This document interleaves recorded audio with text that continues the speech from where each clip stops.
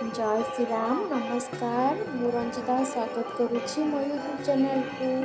तो मुझे आसी पहुँची जाइए फतेहगढ़ राम मंदिर ठारे।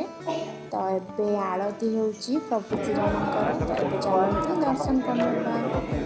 तो ये देखु प्रभु श्रीराम माता सीता भ्राता लक्ष्मण तीन ठाकुर पूजा पाँच बहुत सुंदर लगुच भगवान।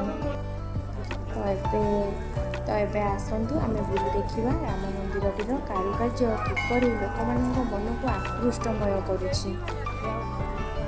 सुलसुलिया पवन भी होची। देखते एपटे विश्वकर्मा मंदिर भगवान विश्वकर्मा पूजा कर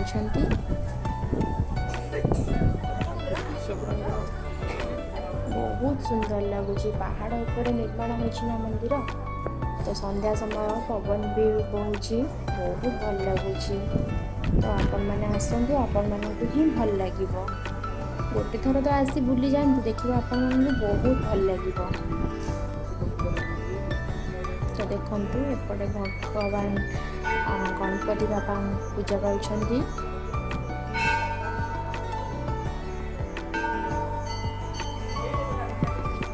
बहुत सुंदर है मंदिर कारुकार्य।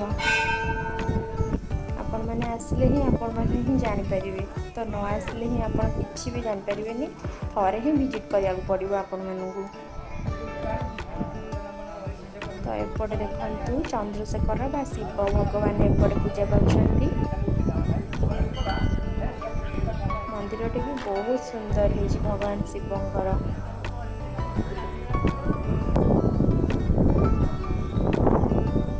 देखु मंदिरटी निर्माण करने बहुत बछा बछा कलाकार राज्य राज्य बाहर आसी मंदिरटी निर्माण कर 5 वर्ष लगी निर्माण हो मंदिर।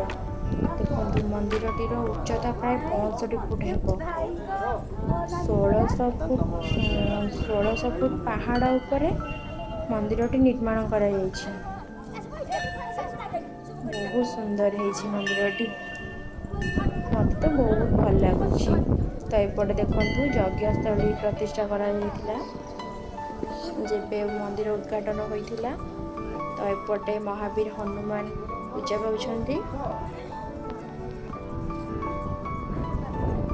तो मत तो बहुत भल लगे। आपण मैंने कौन भल लगे आम टे लेट होगा आसी पहुँचलु। तो आपण मैंने आसिले दिन टाइम ही आसबे। तो 3टा ରୁ 4टा मंदिर बंद रोचे। तो आपण मानक मो वीडियो भल लगी मो चैनल को सब्सक्राइब करेंगे लाइक करेंगे और फ्रेंड मान शेयर करेंगे। मु रंजिता रोची नमस्कार। जय श्री राम।